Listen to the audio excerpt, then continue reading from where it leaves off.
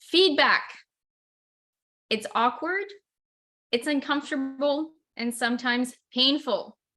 So today we're talking about not giving feedback, but we're going to talk about receiving feedback as a leader. So my name is Melissa. I'm an executive coach and a management consultant, and I work with leaders, executives, managers, and I help them build up their influence. I help them build up their employee culture.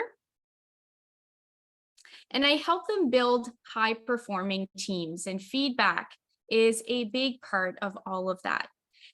And we spend a lot of time thinking about giving feedback and the impact of giving feedback on our employees. But we rarely think about the way that we receive feedback and that impact on employees and the culture. So that is what we're going to be covering today. Kelsey-Ann is joining me today. Kelsey-Ann is part of my team. Kelsey-Ann, a little bit about yourself and maybe how you're going to participate in the conversation today.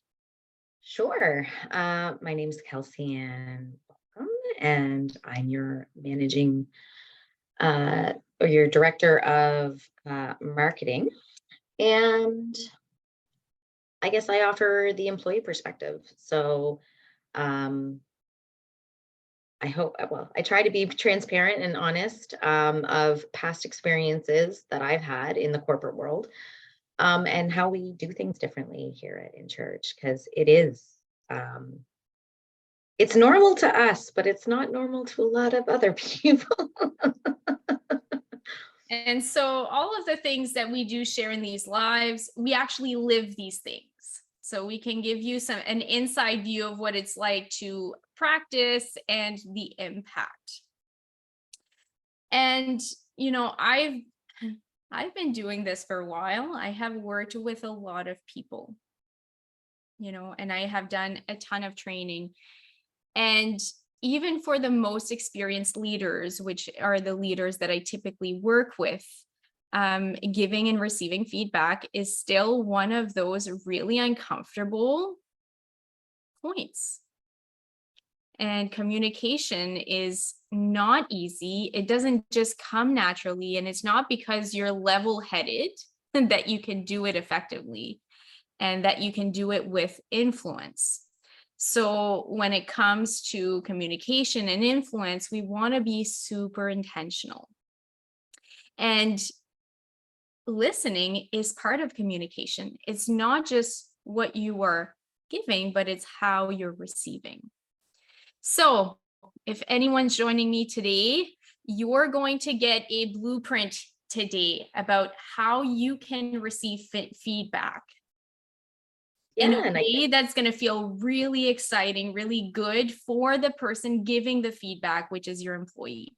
I can see that 2 people are watching. So whoever's watching, hello. And I just wanted to say if you have any questions that come up, please drop them below. And I keep my eyes on the chat. So I'll let Melissa know that you have a question, or if something comes up for you, I will let her know.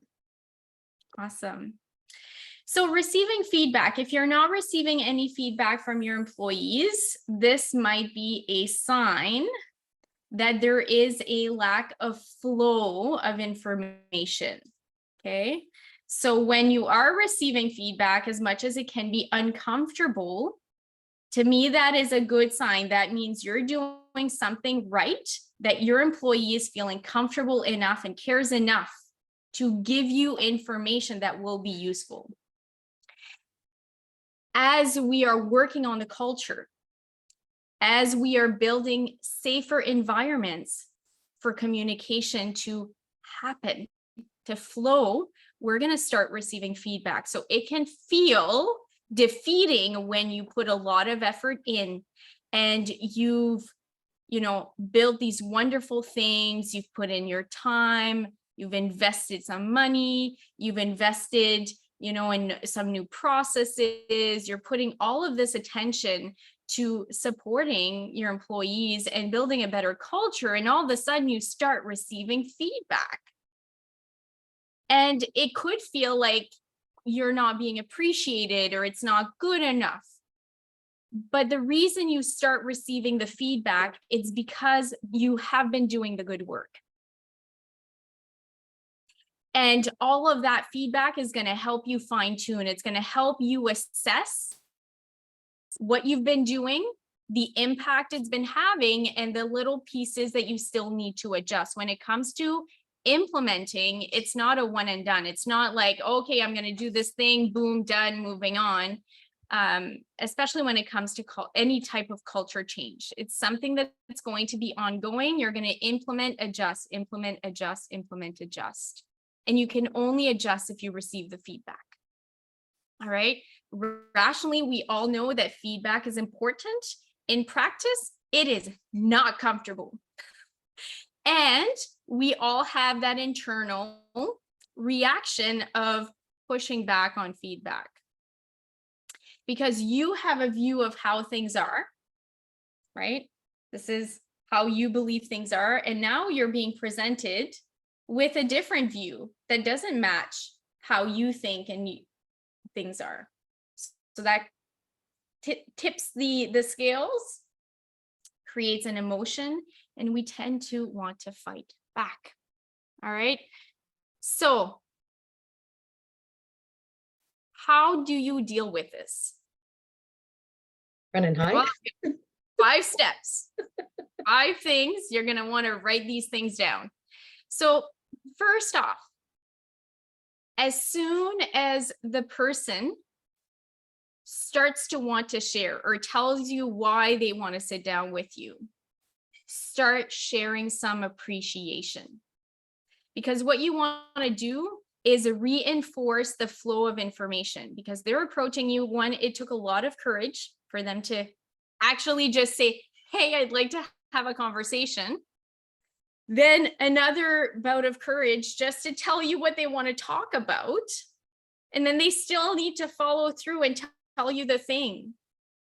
And then give you more information about the thing. It's uncomfortable for them.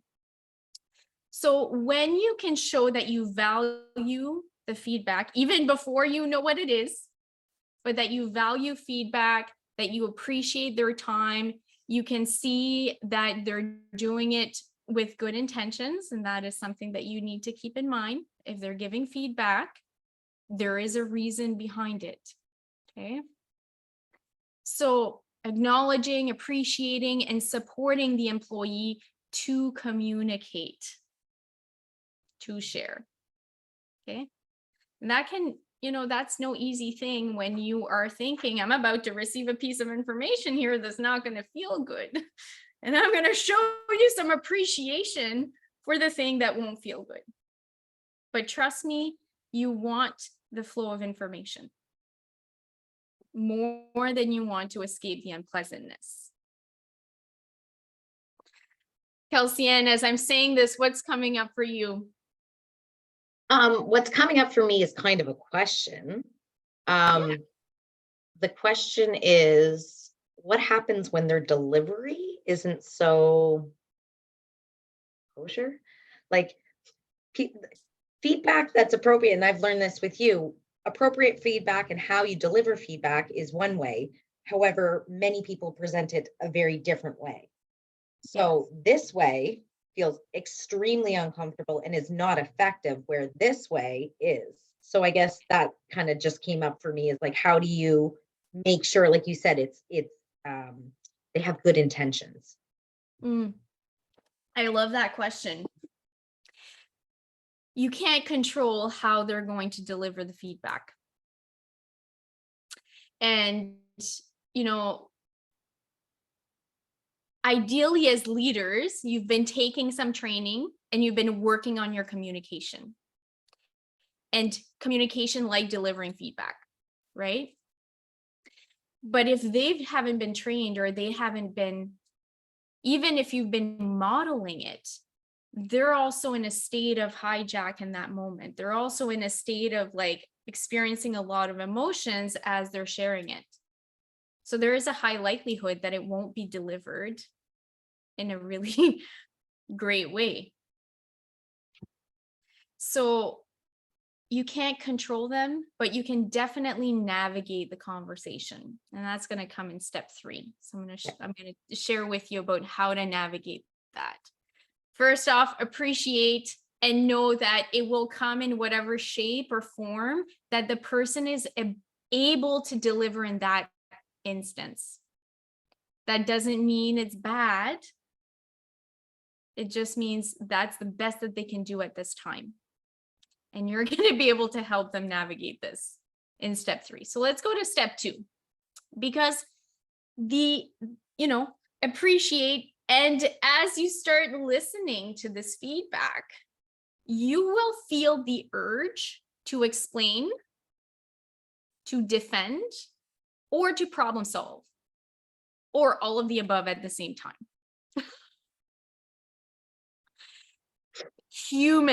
It is human to want to do these things. It is self-preservation. It's that feeling of being attacked. So if we follow through on this urge and we start explaining, we start defending, we start problem solving right away, it gives the message to the giver of information, to your employee, that they're not being heard. And if, Kelsey-Ann, I'm giving you the message, even unintentionally, that I'm not listening and I'm not willing to listen, or this is too painful to listen, what's going to happen? I'm gonna stop sharing. Yeah. So we need to put that urge aside. Know that you're going to feel it. Everyone feels it. I do a lot of 360s with people. I do a lot of giving and receiving feedback. Like, that's such a big part of my world. And believe me, the urge is there even for myself. It is human. I think of the video that you share in the program, the Advice Monster video, Yeah. right? Where everybody has this advice monster that just wants to it's, yeah. And yeah, and it comes up even in these instances. Mm-hmm. So stay with that, listen to understand. And when you do respond to let the person know that you are listening and that you understand. That active listening piece comes into That's the active listening piece. So when you feel the urge to explain or problem solve, redirect to actually say something like, I'm hearing you. I feel you. Help me understand. Or this is what I understand. Is that correct? So that those kinds of responses to just convey this mutual understanding. You are speaking, I am listening. You are saying things, I understand the things. Mm-hmm. You don't have to agree with them.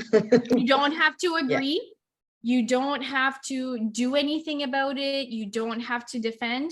They're sharing from their perspective, and all you're doing at this time is receiving. Mm-hmm. Super hard to do. Mm-hmm. This is not easy again. Mm-hmm. And neither is leadership, right? So it just part and part. So listen to understand. And that's going to be the hardest thing, to keep noticing the urge, putting the urge on the shelf. Keep putting the urge on the shelf. Step number 3. Now you're going to navigate that feedback that you're receiving. You're going to ask clarifying questions, and you're going to ask questions that go deeper. Because when you start the conversation, if you can imagine an iceberg, they're going to start sharing things on the surface. But they're not necessarily going to go to the depth of what they mean and how they think and feel about it. They're just going to give you what feels safe. So it's up to you to start asking questions. And one of the ones that comes up a lot is, I feel micromanaged. So let's go with a specific example here. I feel micromanaged. And that is hard to receive as a leader when you've been working and you've been making sure that you're not micromanaging and you're not wanting to micromanage and you don't see yourself micromanaging. And all of a sudden your employee tells you, I feel micromanaged. And it's easy to take that and dismiss it because that's not my intention, not what I'm wanting to do. I don't think I'm doing it. I was just going to say, it's your perception of your view. You don't see it. And they're having an experience. So even if you are not intentionally, maybe you're not micromanaging at all, but this is their experience. That's what they're sharing from their point of view. I feel micromanaged. So what we want to do with a statement like that is, okay, so when you feel micromanaged, tell me what's happening. How is this experience for you?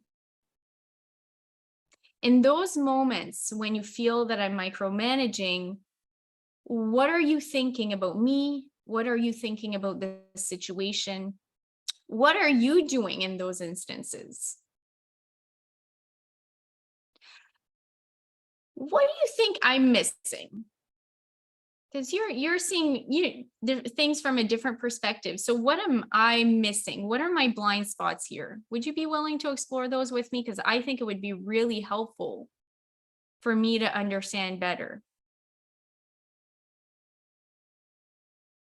And if you didn't feel micromanaged, what would be different? What would be the opposite of that for you? And how would that be showing up? So as I'm asking these questions, you can imagine what kind of responses you'd be getting from the person. I was just going to say that those questions, like just pretending that I'm the employee that you're asking those questions to, it made me feel heard, be validated, and see that you want to know more, right? You really are pulling, you want to know from the depths of that iceberg, what are those points that are way down here that I've buried that I don't necessarily feel safe to share? You're asking me those questions. I feel safer to share that you are responsive to my answers, that Yeah. you're wanting them, Yeah. and the real ones. And now you have a clear picture. You have the information that you can say, oh, okay, yeah, I can see that. Yes, this is a pattern. Yes. Okay, I wouldn't call it micromanaging, but it's coming off that way. Mm-hmm. Okay. So now you have information that you can actually use. But if you stop at the I feel micromanaged, there's nothing you can do with that information. It's not yet digestible. You haven't breaking it down. It's like it's still that it's presented on your plate, but you need to like chew on it and swallow it and digest it and figure out what it's made up of. So asking these questions, going back, Halcyon, to your question before, asking these questions is going to help you unpack the feedback in a way that's going to be useful. Mm-hmm. So I'm not putting it on the other person giving the feedback to do it appropriately. And if they don't do it appropriately, they've somehow failed. Right? I'm taking it upon myself. I'm taking that responsibility to make sure that as I'm listening, I'm unpacking it so that I can digest it. Mm-hmm. So it's a little bit of a shift in taking responsibility here. Because I can't control the other person, but I can control myself. Mm-hmm. That's kind of that's a big lesson I've learned. Choice Right. theory 101, right? Right. Whose behavior can you control? So I can't, if I say, well, I've received this feedback and it wasn't useful, then I'm a victim. But if I say I'm receiving feedback and I'm participating in receiving feedback so that I can make use of it. Now I'm in a position of power. Again, I am in control of my receiving of feedback and making use of feedback. All right, some big stuff this morning. Mm-hmm. And it's an interesting, I love feedback. I do a lot of workshops on feedback. I like it's there's not a week that goes by that I don't work with feedback in one form or another, that it's me giving feedback because I'm coaching an employee, or I'm giving, I'm helping a leader digest feedback from a 360, or I'm helping a leader deal with feedback that they're receiving from employees, or preparing for performance review, giving feedback, maybe dealing with performance issues, all of the above. Don't say performance review like that. Just previously, I There's should a say that really would great be way like, to do performance reviews. You don't have to check them out the window. Performance reviews can be really effective and actually strengthen the culture that you want if it's done right. All right, so now let's just kind of recap because we're going into step 4. So first, we've done the appreciation. We're reinforcing the flow of information. Number 2, we're going to put the urge to defend, to explain, or to problem solve right on the shelf. And we're going to keep putting it on the shelf. So this is kind of an ongoing thing. Every time you feel the urge, just put it on the shelf. And number 3, we're going to ask the questions to navigate the feedback so that we're getting the feedback that will be useful. Number 4, you're going to walk away. You're going to say thank you for all this great information, and I want to dedicate the time that it deserves to really take it in and to digest it. So take the time to digest the feedback. We feel the pressure to respond or to do something or to problem solve on the spot. It's part of, what we talked about in step 2. We want to get out of the feeling as soon as possible because it's uncomfortable. But the thing is in that moment, you're going through some pretty intense emotions. And that means that your thinking and your feeling brain are not really communicating all that well. So give yourself some space to sit with it. And as you're giving yourself that space, you can choose to accept pieces of the feedback. You can choose to consider pieces of the feedback, and you can choose to reject pieces of the feedback. Not all feedback is useful. Depends from who it's coming from. It depends on the intention behind it. It depends on if they're outliers, like are they part of the norm? Is this, the point of view shared by others, or is this person more on the outside and seeing things differently than the others? So for example, if you receive from 10 people a piece of feedback about maybe the way that you lead a meeting, and all of a sudden you receive one piece of feedback that is contrary to the 10, then this one is what I would call an outlier. You can still listen, you can still consider, you could choose to reject if it's not useful. So give yourself the space, get back in the driver's seat. And you can get back in the driver's seat by considering this feedback and by choosing what you want to do with it. If you want to accept, consider, or reject. And then based on the pieces that you're accepting and considering, what do you want to do about that? Always staying in that driver's seat. What do you think about that, Kelsey-Ann, before I go to step number 5? I think it's very valuable, and I think I've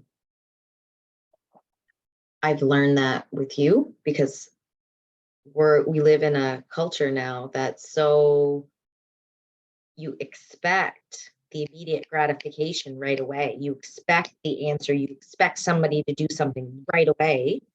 And if it doesn't happen right away, okay, nope, they didn't listen. Nope. You get your defenses up. But I think it is valuable, especially if you can see that other person saying, like, listen, I'm going to take some time. I'm going to, really consider this and like, let's regroup on this date. And then, okay, they're going to, they want to address it again, or we are going to discuss it again. They're not just going to sweep it under the rug. Yeah. Yeah. And even as you walk away, so remember that urge. So you're going to walk away and you're going to go to bed at night. You're going to feel like sending an email. Like that urge to explain and defend and problem solve is still there. Like it stays for a while until you can kind of work through the urge. I was just going to say, so write the email, just don't hit send to work it out.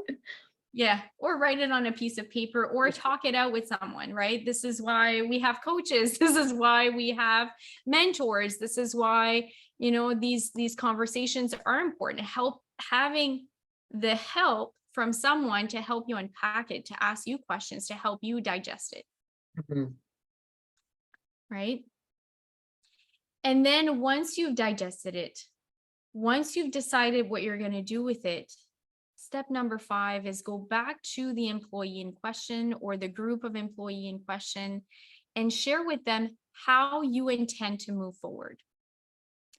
Because employees want to see evidence. If they have given their time, they invested themselves, they probably summoned a lot of courage to have that conversation. They want to know that it was worth something. If they don't see the evidence, one, they're probably not going to speak up again. 2, they're going to become resentful, right? So now we have some issues with disengagement. They might feel disgusted that they brought something to your attention and they're not seeing the evidence of that. And the reason I'm saying they're not necessarily seeing the evidence, we think because we're living it, that it's apparent to everyone. But you could be implementing the feedback in small ways and they're not going to notice because it is subtle. You're not going to change night and day. It's going to be gradual. You're going to be implementing some things they may or may not notice. And if it's not visible enough, they're just not going to see the evidence. And then we have that risk. So being able to share, okay, I've had some time to think about it. Here's my thinking now. Here's what I heard. Here's what was important to me. And here's what I plan to do about it. Here are the actions I'm taking, or this is the new practice, or this is what I'm incorporating. That's information that will serve as evidence for them. Bonus points here, if you keep that flow of information going. So I'm going to start implementing, and I'd like to check back in with you in a month and revisit this feedback and get an updated feedback. Would you be willing to do that? Because I think that would be super valuable to me. So now you're creating this loop of, I'm getting feedback, I'm making a decision about it, I'm implementing it, I'm going to get some more feedback, I'm going to do something about it, I'm going to implement it, and we can move through change, because you're not going to change things overnight. And the employee will feel part of the process. They will see the evidence. There will be a lot of appreciation. And at the same time, you're making it a really safe space, a really safe space for that communication. So you're improving the culture as you're doing this. So those are the 5 steps that I'm sharing with you today. I have a question on that last one. Yeah. What happens, or how do you confirm the use of the feedback when you've decided to reject it? So you've decided, that what they've said is just it The does whole not apply. Yeah. Um, for whatever reason. And it's a legitimate reason. It's not just your ego kind of stepping in. So how would you address that when you can't control the reaction of you saying, you know what, I appreciate that you brought this to my attention, but I'm not going to, this is not going to be changing. And some of it might be yeah. you saying no, or like policies or procedures, or, that you're just that messenger. Yeah. So there's always some piece of the feedback that you can use. Okay. There's always something. So for example, the feedback might have to do with like a frustration of the way that we work, and maybe we're in a system that won't change. So now I can say, Kelsey Ann, I heard you and I heard your frustration. The unfortunate situation that we're in is we can't change this thing. So I can't do anything about it. It's out of my control. I've looked into it. However, what I heard that was really important to me is that you're feeling frustrated. And I get it because I feel frustrated with it sometimes too.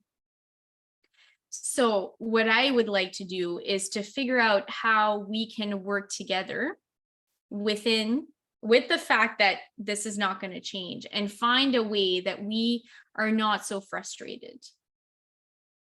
And if we weren't so frustrated, maybe we would feel, that's in the conversation, if we weren't frustrated, what will we feel instead? Mhm. And then what could we do to get to that? Because sometimes you can't change the container, but you still have some choice in how you show up and how you behave and how we work together. So there's always some control that we have that we often forget we have. Mhm. So we might not be able to do anything about the workload, but man, we can change how we work together and how we support one another, and we can make our lives easier. Mhm. So do you see that I can't really change the topic that you came to me about, but we can find something to work with here. Mhm. So if it was something different, like mm,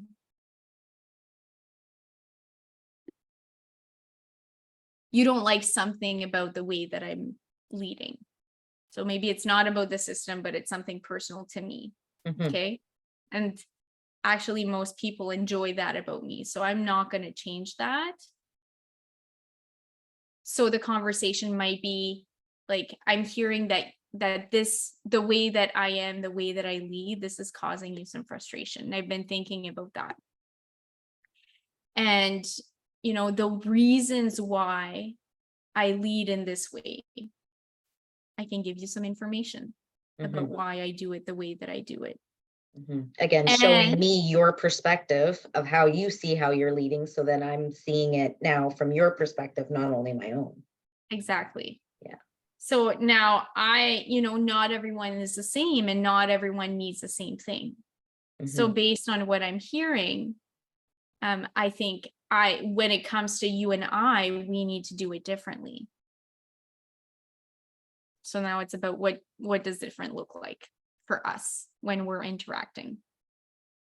So even though I'm not necessarily going to change who I am or how I lead, we could change something in the way that we're dealing with each other, or that we're interacting. Mhm. So that would be a deeper conversation for Yeah. sure, right? So I have, in my experience, I've always found something. Mhm. There's always something. Perfect. Yeah, that makes sense. Yeah. No, Can you it think does of make sense. another example that might leave you stumped? Not really. No, that's just kind of the one that had come up. Just especially with you having the ability to choose, what Yeah. you're going to actually take in and or implement, I guess, or what you have the ability to change. Yeah. Yeah. So feedback, if you have been thinking about feedback, if you've been thinking about giving feedback, if you've been thinking about, how do I get more feedback? How do I increase this flow of communication? Maybe you want to do a 360 and get some feedback on your leadership, so that you can get an understanding on how you can be more impactful. Or maybe you're thinking about how can we be more effective with feedback here in this organization, our leadership team having standardized ways of doing feedback that's actually working for us and that's working for the employees. Any of those questions are the types of questions that I work with on the inside. So feel free to send me a DM. We can set up a virtual coffee talk. I can give you some recommendations, and the door is open. I'm here for you. And this is a topic I'm super passionate about. Some of the questions also, I'm just going to bring this up too. Another question that comes up with all of this is, how do I give feedback and remain empathetic, right? How do I do it in a way that still feels good to the person that I am? But I need to be giving them some pretty direct information. So all of that, that big question, that's part of it. Mhm. So have a great day. I'm off to another meeting. Yeah. It was a pleasure. Yes. And I'll see you everyone next week. Please leave us your comments, your questions. Send me a DM if you have a situation right now that you would like my 2 cents on. Give you some feedback. I can give feedback too. Very comfortable with it. All right, Bye. everyone. Have a good Bye. evening. Bye.